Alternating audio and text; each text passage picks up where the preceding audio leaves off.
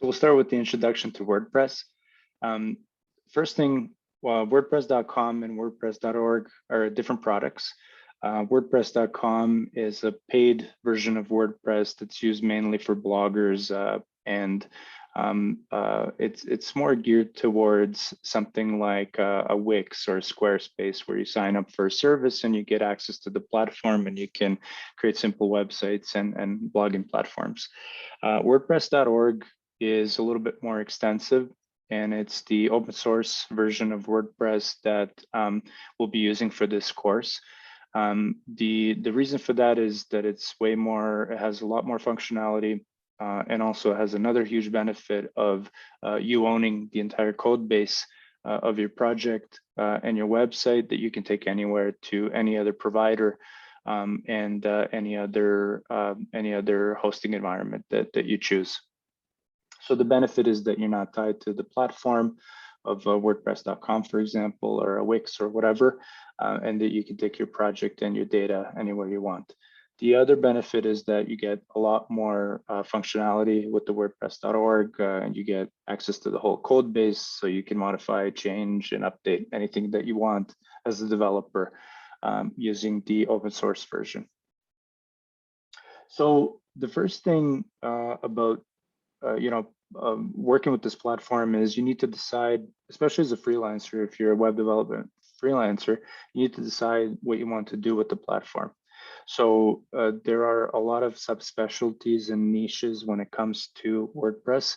You can create and develop websites for clients, meaning get paid for launching your products, launching your projects and websites. Or you can do something like developing themes or plugins that you can sell on various marketplaces as well, using the WordPress platform. So there are a lot of opportunities.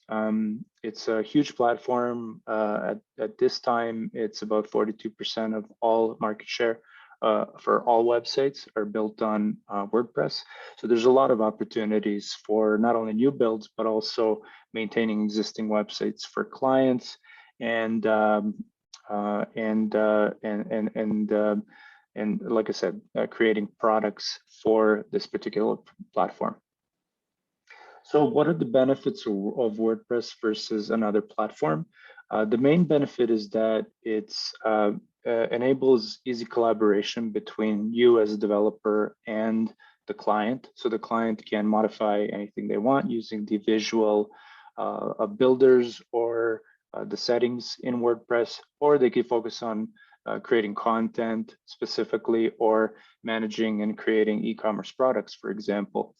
And you as a developer can focus on maintaining the back end of the website and making sure that everything's working, and adding new features, for example, as well. Other benefits include the extendability. WordPress can handle very big user loads as well. You can add a lot of functionality to it based on your business needs. I mentioned e-commerce. You can make membership websites. You can make social media websites. You can make anything really with WordPress. It's there's a lot of opportunities. So, deciding, I'm not saying it's the best platform for every project, but it certainly meets a lot of different functionality, and it's very extendable as a platform itself. So those are some of the benefits that not only freelancers enjoy, but also clients enjoy quite a bit. Another huge benefit is the SEO benefit. So WordPress is built with SEO in mind. So it's out of the box, it's very SEO friendly, and it's even more so SEO friendly with the use of some of the popular SEO plugins that are available, like Rank Math, that we'll be going through, as well as Yoast as well. So those are some of the main benefits, I would say, of WordPress as a platform.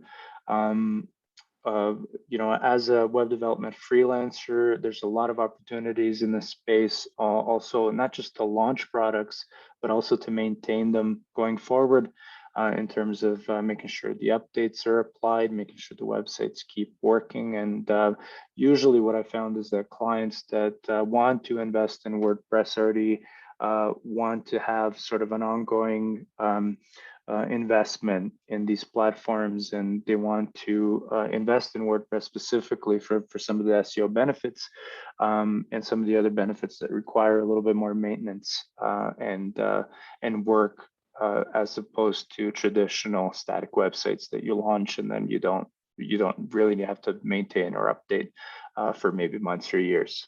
So yeah, so there's a huge demand. That's why we moved to WordPress as a platform for our freelancing agency. And yeah, so we'll go through some of those benefits and how to build these websites in the next few topics here.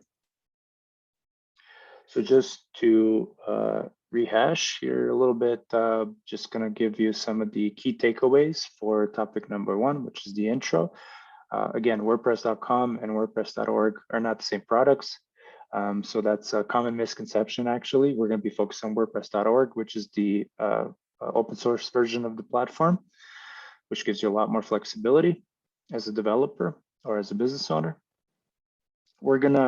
I'm gonna urge you to figure out what you want to do with WordPress. This course is going to prepare you either way for the introduction, like an introduction to what WordPress is, the backend, how to work with it, and stuff like that. But you can further niche down and learn more about, for example, building plugins, building themes, and so forth that you can specialize in a little bit more when working with WordPress.